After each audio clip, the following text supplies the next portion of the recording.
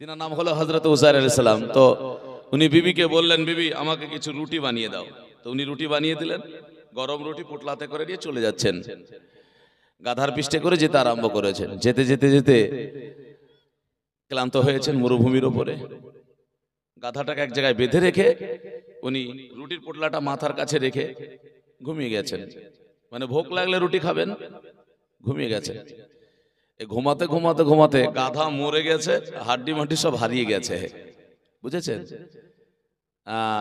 তার কেন হারালো? তো হযরত উযাইর আলাইহিস সালাম ঘুমাতে ঘুমাতে 100 বছর ঘুমিয়েছিলেন। জোরে বলা যাবে না? কত বছর বললাম? 100 বছর ঘুমিয়েছিলেন। 100 বছর ঘুম থেকে জাগ্রত হলেন। জাগ্রত হওয়ার পরে ভোগ লেগেছে, উনি সব নিত্য নতুন দেখছেন। এটা হলো কি করে, কেমন? এই তো ঘুমালাম, তবুও বলছেন এই তো ঘুমালাম আবার জাগলাম। মানে 100 বছর ঘুমানোর পরেও তৃপ্তি সহকারে ঘুম হয়নি তাই মনে হচ্ছে। মানে শান্তির ঘুম, বুঝেছেন? হ্যাঁ না? তো শান্তির ঘুম যখন কেউ পাড়ে, তখন যদি কেউ ডেকে দেয় কত খারাপ লাগে। তো এত শান্তিতে ঘুমাচ্ছিলেন, উনি জেগে গিয়েছেন, মনে হচ্ছে এই তো ঘুমালাম, হ্যাঁ না? উঠে গিয়েছেন, দেখছেন গাধা নাই। গাধা যখন নাই দেখেছেন, তখন অনুভব করলেন আমি দীর্ঘ সময় ঘুমিয়েছি। তো ভোগ লেগেছে, উনি বলছেন গাধা যদি না থাকে রুটি তো থাকবে না।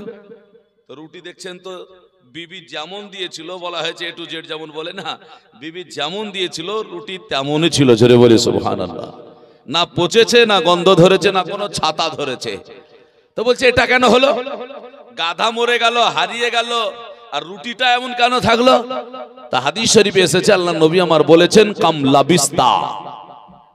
রাসূলুল্লাহ বলেছেন যে গাধাটা দূরত্ব ছিল আর রুটিটা একজন নবীর নিকটতম ছিল। এর জন্য বলছে কাম লাবিস্তা, ভালো মানুষের সংস্পর্শে যত নিকটে থাকবে আল্লাহ তাকে তত ভালো রাখবে। জোরে বলে সুবহানাল্লাহ। এর জন্য ভালো কাজে, ভালো জায়গায় গেলে ভালো মানুষের সংস্পর্শে কাছে থাকার চেষ্টা করতে হয়। তাহলে 100 বছর ঘুমানোর পরে গাধা মরে যায়, হারিয়ে যায়, কিন্তু রুটিটা মাথার কাছে থাকার কারণে রুটিটা নষ্ট হয় না। জোরে বলে সুবহানাল্লাহ। এর জন্য যেখানে আপনি যাবেন ভালো কাজে, আপনি সর্বদা সামনেকার জায়গাটা নেওয়ার চেষ্টা করবেন।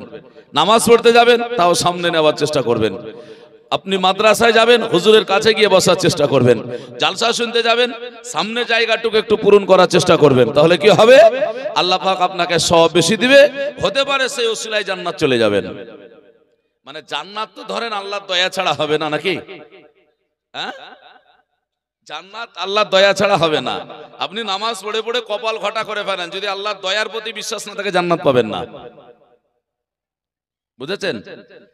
মানে কপাল ঘটা করে দিয়েছেন, আল্লাহর দয়া যদি না বিশ্বাস থাকে যে আমার আল্লাহর দয়া ছাড়া জান্নাত হবে না, তাহলে আপনার বেকার হয়ে গেল, সব কপাল ঘটা করাই হলো, হ্যাঁ না? ইনশাআল্লাহ কবর সম্পর্কে আলোচনা করব, মউত সম্পর্কে একটু বলবো ইনশাআল্লাহ। দেখবেন যে আমরা করছিটা কি, জান্নাতের দাবিদার হবটাকে। তাহলে এটাই বোঝা যায় যে ভালো মানুষের সংস্পর্শে থাকবেন, এটা কোরআনেও আল্লাহ পাক বলেছেন, ইয়া আইয়ুহাল্লাযীনা আমানুত্তাকুল্লাহা ওয়া কুনু মা'আস সাদিকিন। আল্লাহ বলেন হে ঈমানদার বিশ্বাসী বান্দাগণ, তোমরা আল্লাহকে ভয় করো আর ওয়াকুনু মা'আস সাদিকিন, আর সত্যবাদীর সঙ্গ লাভ করো। মানে যারা ভালো মানুষ, সত্যবাদী, তাদের সংস্পর্শে, তাদের সঙ্গ হয়ে থাকো।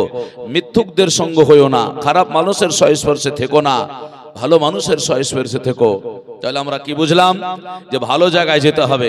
আজকে দেখেন মেলা খেলায় বাজারে কত মানুষ ঘুরে না, ঘুরে না, ঘুরে, কিন্তু আজকে এখানে আসতে চাই না। কেন? শয়তানের ওয়াসওয়াসায় পড়ে আছে। তাদের সঙ্গে আপনাদের পার্থক্য হবে ইনশাআল্লাহ। আলোচনা নিয়ে যায়। আলহামদুলিল্লাহ, আলহামদুলিল্লাহি নাহমাদুহু ওয়া নাস্তাঈনুহু ওয়া নাস্তাগফিরুহু ওয়া নু'মিনু বিহি ওয়া নাতাওয়াক্কালু আলাইহি ওয়া নাউযু বিল্লাহি মিন শুরুরি আনফুসিনা ওয়া মিন সাইয়্যাতি আমালিনা। মান ইয়াহদিহিল্লাহু ফালা মুদিল্লা লাহু ওয়া মা ইউদ্লিলহু ফালা হাদিয়া লাহু। ওয়া নাশহাদু আন লা ইলাহা ইল্লাল্লাহু ওয়া নাশহাদু আন্না সাইয়্যিদানা ওয়া হাবিবানা ওয়া মাওলানা মুহাম্মদ বারিক সাল্লিম সালাতাও ওয়া সালামান আলাইকা ইয়া রাসূলুল্লাহ, সালাতাও ওয়া সালামান আলাইকা ইয়া হাবিবাল্লাহ। আউযু বিল্লাহি মিনাশ শাইতানির রাজীম। বিসমিল্লাহির রহমানির রহিম। وما أرسلنا من رسول إلا ليطاع بإذن الله لو أنهم إذ ظلموا أنفسهم جاءوك فاستغفروا الله واستغفر لهم الرسول لا وجدوا الله توبا رحيما. القرآن قال الله تبارك وتعالى في كلامه المجيد والفرقانه الحميد قد جاءكم برهان من ربكم. القرآن بسم الله الرحمن الرحيم. يا أيها الذين آمنوا اتقوا الله حق تقاته ولا تموتن إلا وأنتم مسلمون. القرآن بسم الله الرحمن الرحيم. إن الله وملائكته يصلون على النبي يا أيها الذين آمنوا صلوا عليه وسلموا تسليما.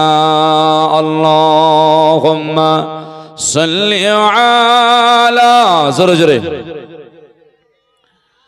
مولانا محمد وعلى عليه سيدنا مولانا محمد صلوا على محمد صلوا على محمد غرد مصبا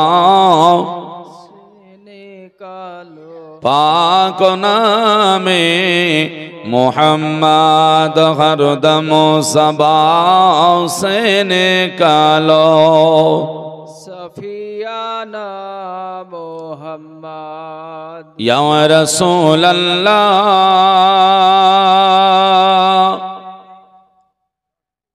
या हबीब अल्लाह या रसूल अल्लाह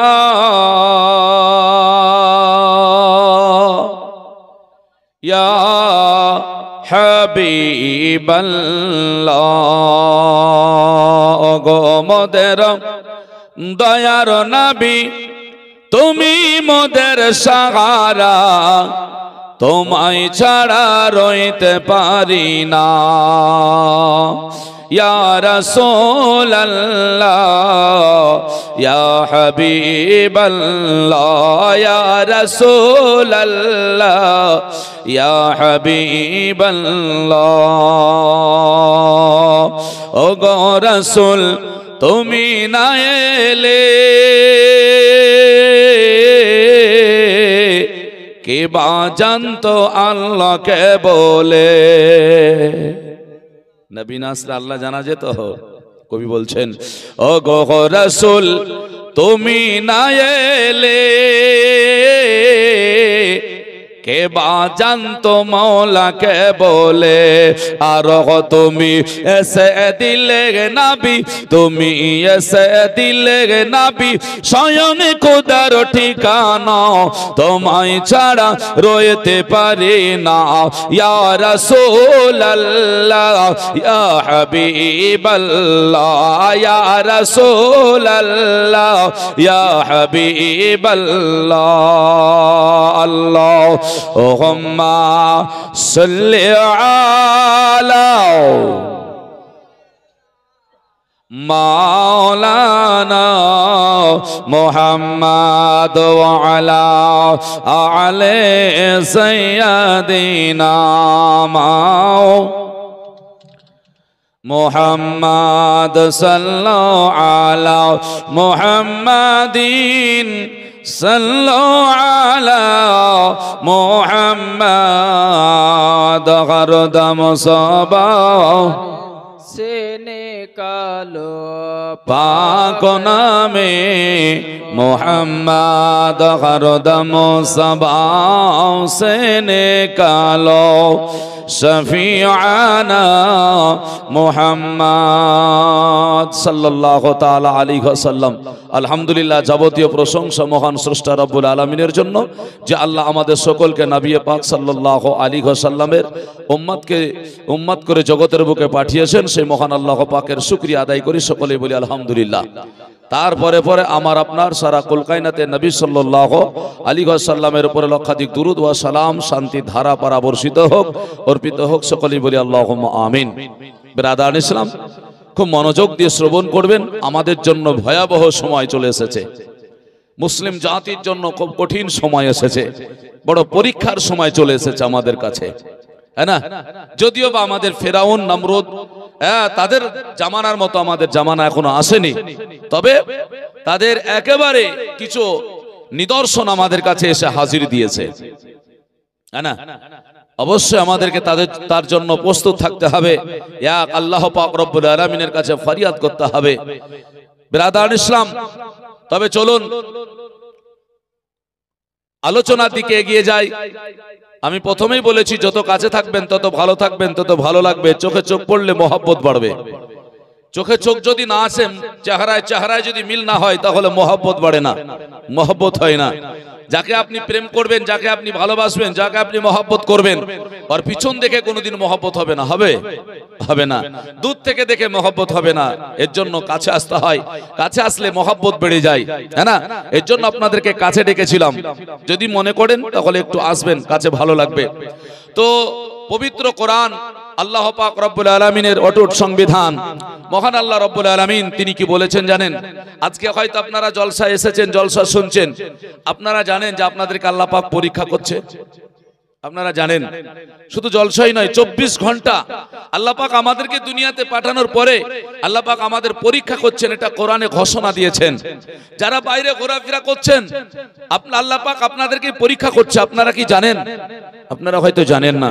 কোথায় লেখা আছে? আল্লাহ পাক কোরআন শরীফ সূরা বাকারার প্রথম পারা 155 নম্বর আয়াতে আল্লাহ ঘোষণা দিয়েছেন। আল্লাহ বলছেন, ওয়ালা নাবলুওয়ান্নাকুম বিশাইয়্যিম মিনাল খাউফি ওয়াল জুই ওয়া নাকসিম মিনাল আমওয়াল ওয়াল আনফুসি ওয়াস সামারাত ওয়া বাশশিরিস সাবিরিন। মহান রব্বুল আলামিন আয়াতে কি বলছেন বলি? আল্লাহ পাক আমাদের জন্য 5টা জায়গা রেখেছেন, আমাদের 5টা জায়গায় পরীক্ষা করবেন। কটা বললাম? মনে রাখবেন, 5টা জায়গা আমাদের পরীক্ষা করবেন। জায়গা হলো 5টা, প্রশ্ন হবে 11টা। জায়গা হলো 5টা, প্রশ্ন হবে 11টা। এটা কতটুকু সময়? বলে জন্ম নেওয়ার পর থেকে নিয়ে বালেগ হওয়ার পর থেকে নিয়ে একবারে জান্নাত জাহান্নাম যাওয়া পর্যন্ত জায়গা হবে। কটা বললাম? মনে রাখবেন, 5টা। প্রশ্ন হবে কটা? 11টা। আচ্ছা, এই 11টা কোথায় কোথায় কি প্রশ্ন হবে জানতে হবে না? হবে না? হবে। আজকে কবরস্থানের উন্নতি কল্পে জলসা। কবরে একদিন আমাদের যেতে হবে। যিনারা শুয়ে আছেন, কবরে চলে গেছেন, অলরেডি ওনাদের 2 জায়গার পরীক্ষা হয়ে গেছে এবং 3টে প্রশ্ন ওনাদের জন্য হয়েছে। ওনাদের জন্য এখনো 3টে জায়গা বাকি আছে, পরীক্ষা হবে 3 জায়গায়। আর এখনো পর্যন্ত 11টা তাদের জন্য প্রশ্ন বাকি আছে। তাহলে কত চিন্তা করতে হবে আমাদের, যে কি অবস্থায় ওনারাই আছেন আর আমরা কি অবস্থায় আছি। তো মহান রব তাআলা তিনি বলছেন কোরআন পাকের মধ্যে, ওয়ালা নাবলুওয়ান্নাকুম বিশাইয়্যিম মিনাল খাউফ ওয়াল জুই ওয়া নাকসিম মিনাল আমওয়াল ওয়াল আনফুসি ওয়াস সামারাত ওয়া বাশশিরিস সাবিরিন। আল্লাহ বললেন, আমি দুনিয়ায় তোমাদের পাঠিয়েছি, আমি তোমাদের পরীক্ষা করব। কি কি দিয়ে? কখন আল্লাহ পাক আমাদের ভয় দেবেন, কখন আল্লাহ পাক আমাদেরকে ক্ষুধার্ত দেবেন, কখনো আল্লাহ পাক রব্বুল আলামিন আমাদেরকে ফল ফুল বিনষ্ট করে দেবেন। এতেই আল্লাহ পাক বলছেন, তোমরা ধৈর্যশীল হও, সবুর করো। তোমার জমিনের ফসল নষ্ট হয়ে গেল, তোমাকে ধৈর্য ধারণ করতে হবে। তোমার জমিনে গাছের ফুল নষ্ট হয়ে গিয়েছে, ধৈর্য ধারণ করতে হবে, রাগ করলে হবে না। এতেই তোমার ভালাই আছে। তোমার বাড়িতে অভাব এসেছে, এখানেই তোমাকে ধৈর্য ধারণ করতে হবে। শুধু তাই নয়, কখনো তোমার ভয় এসেছে, এতেই তোমাকে ধৈর্য ধারণ করতে হবে। তাহলে কি হবে? আল্লাহ পাক রব্বুল আলামিন এই পরীক্ষায় উত্তীর্ণ করবেন, আপনি উত্তীর্ণ হতে পারবেন। কেননা পরীক্ষায় পাস করতে গেলে আপনাকে কষ্ট জীবনে করতেই হবে। সুখ করে সব জিনিস করব বললেই হবে না। আজকে একটু কষ্ট হবে বাবা, তাহলে আমাদের দুনিয়ায় পরীক্ষা হচ্ছে না, হয় না? আচ্ছা বলুন, যারা আমরা ফসল আবাদ করি আমাদের কখনো কখনো ফসল নষ্ট হচ্ছে না, হয় না? হয়। ফুল নষ্ট হচ্ছে, কখনো পয়সার অভাব দেখা দেয়, কখনো আল্লাহ পাক অসুখ বিসুখ দিয়ে দেয়, কখনো আল্লাহ পাক মেঘে বৃষ্টি দেয় না, কখনো আবার আল্লাহ পাক বৃষ্টি দিচ্ছে তো থামে না। এই সমস্তর মধ্যে থেকে অবশ্যই সবরিন, আল্লাহ পাক বলছেন তোমরা ধৈর্য ধারণকারী হও, সবরকারী হয়ে যাও, আমি আল্লাহ এতেই তোমাদের ভালাই রেখেছি। জোরে বলি সুবহানাল্লাহ। এবার আপনি দুনিয়া এগুলো পাওয়ার পরে যদি আল্লাহর উপরে রাগ করে বসেন, হবে না মুসলমান। তারপরে আল্লাহ পাক বলছে তখন দুনিয়া থেকে চলে যাবে কবরে, তখন হবে। কবরে কটা প্রশ্ন হয়? চারটে কেন হয় না গো? হ্যাঁ, তিনটে প্রশ্ন হয়, তাই না? সব হুজুরি তো বলে তিনটে প্রশ্ন হয়, কিন্তু চারটে কেন হয় না? আবার আমি যদি বলি যে দুটোই কেন শেষ হলো না, দুটোতেই শেষ হতে পারতো। কি এমন জিনিস কবরে আছে যে তিনটে প্রশ্নতেই আটকে গেল, ওদিকেও যেতে পারলো না, এখানেও থামতে পারলো না? ইনশাল্লাহ জানাবো। চারে কেন যায়নি, দুইয়ে কেন শেষ হয়নি, এগুলোই আজকে আপনাদেরকে তুলে ধরবো বাপ। তবে মহান রব তাআলা আমাদেরকে যে সুন্দর জীবন দিয়েছেন, এই জীবন আমাদেরকে গড়তে হবে, আমাদেরকে ভালো পথের পথিক হতে হবে, না হলে হবে না। মুসলমান, হযরতে নবী পাক সাল্লাল্লাহু আলাইহি ওয়াসাল্লাম পৃথিবীর বুকে রাহমাতাল লিল আলামিন হয়ে আল্লাহ পাক নবীকে আমার পাঠিয়েছেন। যে নবী পাক আলাইহিস সালাম না হলে আমরা আল্লাহ পাক রব্বুল আলামিনকে পেতাম না। যে নবী পাক আলাইহিস সালাম, আল্লাহ পাক রব্বুল আলামিন নবীকে ঈমানের মধ্যে রেখেছেন। আমাদের ঈমান একজন। কেন? কোরআনে জিজ্ঞাসা করি, তো কোরআনকে জিজ্ঞাসা করি তাহলে বুঝতে পারবেন। মুসলমান, আমার নবীর হাদিসকে জিজ্ঞাসা করুন, বুঝতে পারবেন। পৃথিবীর বুকে আপনি ইমানদার কতটুকু, মুমিন কতটুকু হয়েছেন, একটু হাদিসকে জিজ্ঞাসা করি, বুঝতে পারবেন। হ্যাঁ না? বলে কতটুকু হয়েছেন, নিজেরা অনুভব করুন। হযরতে ওমর ফারুক রাদিয়াল্লাহু তাআলা আনহু, তিনি আমার নবীর দরবারে হাজির। আল্লাহর নবীকে বলছেন, হুজুর আপনি যে আদেশ করবেন আমি মেনে নেব। আমার নবী বলছেন, বলে আমাকে তুমি কতটুকু ভালোবাসো বলো তো। হযরত ওমর বললেন, প্রথমত আপনারা শুনেছেন কি বলেছিলেন, হুজুর আপনার জীবন তারপরে আমার জীবন তারপর আপনার স্থান, মানে আমার জীবনকে ভালোবাসি তারপর আপনাকে ভালোবাসি। নবী কি বলেছিলেন? এখনো পরিপূর্ণ মুসলমান হতে পারোনি। একজন সাহাবী রাসূল, যার জন্য জান্নাতের সার্টিফিকেট নবী আমার দিয়েছেন, সেই সাহাবী রাসূলকে বলছেন এখনো পরিপূর্ণ মুসলমান হতে পারোনি। কেন কথাটা বললেন? যে নিজের জীবন তারপরে নবীর স্থান দিলেন। তো উমর বলতে চাইলেন, হুজুর কেন? সবকে ফেলে দিয়ে আপনার জীবনটার পরেই তো আপনাকে দিয়ে দিলাম। নবী বললেন, লা ইউমিনু আহাদুকুম হাত্তা কুনা হাব্বা ইলাই। তোমরা অতক্ষণ পর্যন্ত মুমিন হতে পারো না যতক্ষণ পর্যন্ত মিন ওয়ালিদিহি ওয়া ওয়ালাদিহি ওয়ান নাসি আজমাইন, তোমার বাবা মা, তোমার সন্তানাদি, সারা পৃথিবীর সমস্ত আল্লাহর সৃষ্টি জগতের সব চাইতে আমার নবীকে বেশি না ভালোবাসতে পারবে। জোরে বলা যাবে না? আচ্ছা, এখন যদি আমরা মনে মনে নিজে বুকে হাত দিতে বলছি না, বুকে হাত দিলে একটু অন্যায় হয়ে যাবে, হ্যাঁ ইমানের দুর্বলতা আছে, বুঝতে পেরেছেন? এখন যদি আমরা মনে মনে ভাবি যে পৃথিবীর সব চাইতে কাকে বেশি ভালোবাসি, বোঝা যাবে না? হ্যাঁ, বোঝা যাবে। মুসলমান, এর জন্য আপনাদেরকে বলে যায় যে সাহাবী রাসূল যখন এই কথাটা শুনলেন, হযরত ওমর ফারুক রাদিয়াল্লাহু তাআলা আনহু তিনি বললেন, হুজুর আমি বুঝে গিয়েছি, এখনই থেকে, কাল থেকে নয়, বললেন এখন থেকেই আমার জীবনের চাইতেও আপনাকে বেশি ভালোবেসে নিলাম। তো যে নবীকে সবচাইতে বেশি ভালোবাসা যায়, নিজের জীবনের চাইতেও বেশি ভালোবাসা যায়, এই নবী পাক আলাইহিস সালামের পৃথিবীতে কোথাও কি কোনো ত্রুটি খোঁজা যায়? খোঁজা যায় না। নবীর কি ত্রুটি আছে খোঁজ করাই যাবে না, এটার নাম ঈমান। আপনি খুঁজতেই পাবেন না। কেন? বলে এই কারণে আমার আল্লাহ নবী মুস্তাফাকে মাসুম বানিয়েছেন। হ্যাঁ, নবীকে নবী করে পাঠিয়েছেন, এর জন্য নবীর কোথায় ত্রুটি হয়েছে বা কি হয়েছে এগুলো আপনি খুঁজতে পাবেন না। নবীর প্রশংসা খুঁজুন, নবীর শান খুঁজুন, নবীর মর্যাদা কত উঁচু আল্লাহ দিয়েছেন এটা খোঁজ করুন, দেখেন পেয়ে যাবে আল্লাহর নবী সাল্লাল্লাহু আলাইহি ওয়াসাল্লামের কত শান। আল্লাহ আল্লাহ সুবহানাল্লাহ, আমার আল্লাহ পাক রব্বুল আলামিন আমার নবীকে কত শান দিয়েছেন। কোরআন বলছে ওয়ামা আরসালনা মির রাসূলিন ইল্লা লিউতাআ বিইজনিল্লাহ। আল্লাহ পাক রব্বুল আলামিন তিনি আপনার যেন জানিয়ে দেয় জগতের মানুষেরা একবার যেন কোরআনকে দিকে কোরআনের দিকে ফলো করো। আল্লাহ বলছেন ওয়ামা আরসালনা মির রাসূলিন ইল্লা লিউতাআ বিইজনিল্লাহ। আল্লাহ বলেন আমার রাসূল সাল্লাল্লাহু আলাইহি ওয়াসাল্লামকে আমি প্রেরণ করি নাই ইল্লা লিউতাআ বিইজনিল্লাহ, আর যদি করেছি রাসূল সাল্লাল্লাহু আলাইহি ওয়াসাল্লামের আনুগত্য স্বীকার করার জন্য। জোরে বলে সুবহানাল্লাহ।